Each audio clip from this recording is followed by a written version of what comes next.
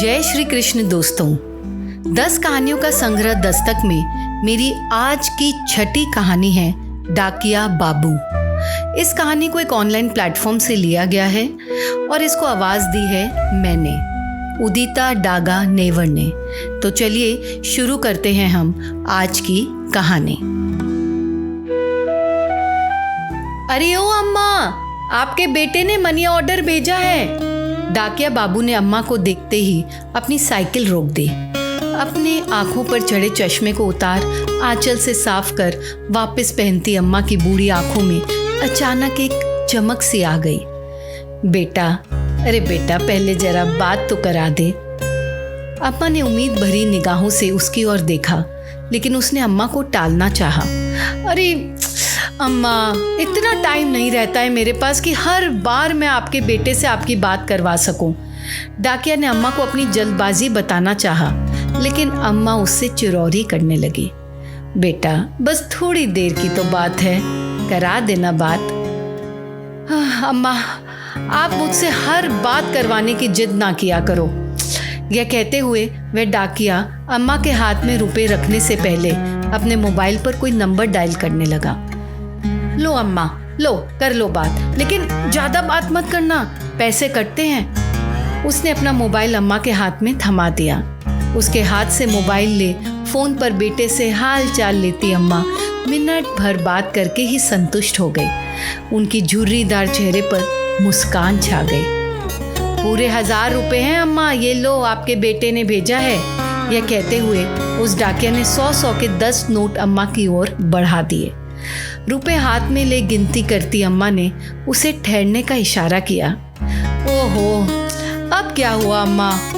यह 100 रुपए रख लो बेटा। क्यों अम्मा? उसे आश्चर्य हुआ। हर महीने रुपए पहुंचाने के साथ साथ तू मेरे बेटे से भी मेरी बात करवा देता है, कुछ तो खर्चा होता होगा ना? अरे नहीं अम्मा, रहने दो, इसकी जरूरत नहीं है। वह लाख मना करता रहा, लेकिन अम्मा ने जबरदस्ती उसकी मुट्ठी में 100 रुपए थमा दिए और वह वहाँ से वापस जाने को मुड़ गया।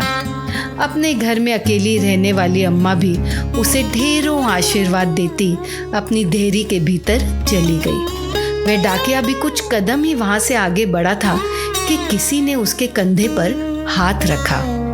उसने पीछे मुड़कर देखा तो उस कस्बे में उसके जान पहचान का एक चेहरा सामने खड़ा था। मोबाइल फोन की दुकान चलाने वाले राम प्रकाश को सामने पाकर वह हैरान हो गया। भाई साहब, आप यहाँ कैसे? आप तो अभी दुकान पर होते हो ना? मैं यहाँ किसी से मिलने आया था, लेकिन मुझे आपसे कुछ पूछना है। राम प्रवेश की निगाहें उस डाकिये के चेहरे पर टिक गई। जी पूछिए भाई साहब। भाई, आप हर महीने ऐसा क्यों करते हैं? मैंने क्या किया है भाई साहब? राम प्रवेश के सवालिया निगाहों का सामना करता हुआ डाकिया तनिक घबरा गया। हर महीने आप इस अम्मा को भी अपनी जेब से रुपए देते हो और मुझे फोन पर इनसे इनका बेटा बनकर बात करने के लिए भी रुपए देते हो, ऐसा क्यों? राम प्रवेश का सवाल सुनकर डाकिया थोड़ी देर के लिए सक पका गया, मानो अचानक उसका कोई बहुत बड़ा झूठ पकड़ा गया हो। लेकिन अगले ही पल उसने सफाई दी कि मैं रुपए इन्हें नहीं, अपनी अम्मा को देता हूँ। मैं समझा नहीं। उस डाकिये की बात सुनकर राम प्रवेश हैरान हुआ, लेकिन डाकिया आगे बताने लगा।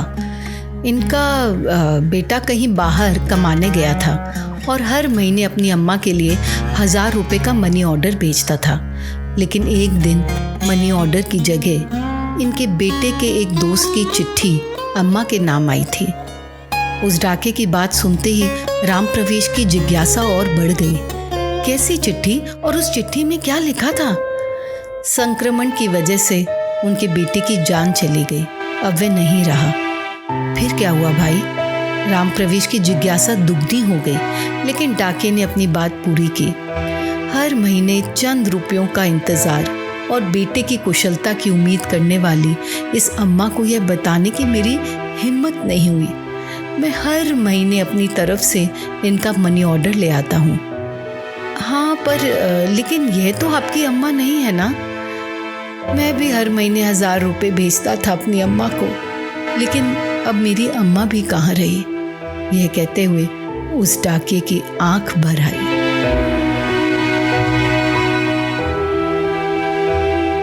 तो डाकिया बाबू ने तो निस्वार्थ भाव से उस अम्मा की मदद की, वह भाव जो एक खुशहाल समाज की नींव होता है। और गीता में भी अध्याय 3 श्लोक 9 में कहा गया है, यज्ञार्थात् कर्मणो यत्र लोकोऽयं कर्म बन्धनः तदर्थं कर्म कौन्तेय मुक्त संगः समाचर। इस श्लोक में श्री कृष्ण पूरे समाज की भलाई वाले कर्म को समझा रहे हैं। यज्ञ वो होता है जिसमें सब शामिल होते हैं। कृष्ण कहते हैं, यज्ञ के लिए किए जाने वाले कर्मों से ही ये मनुष्य समुदाय कर्मों से बंधता है। इसलिए हे अर्जुन, तू इच्छाओं को छोड़कर उस यज्ञ के लिए ही भली भांति कर्तव्य कर्म कर। यज्ञ अर्थात समाज और प्रजा की भलाई के लिए किया गया निस्वार्थ काम। हमको भी अपने कर्तव्यों को यज्ञ समझ ऐसे कामों में अपना योगदान देना चाहिए जिससे समाज का भला हो। अगर हम सब अपने काम को यज्ञ समझ उसे सम्मान पूर्वक करें तो सबका भला होगा। इसे ही आप निर्धारित कर्म मानिए। स्वयं विचार करिए।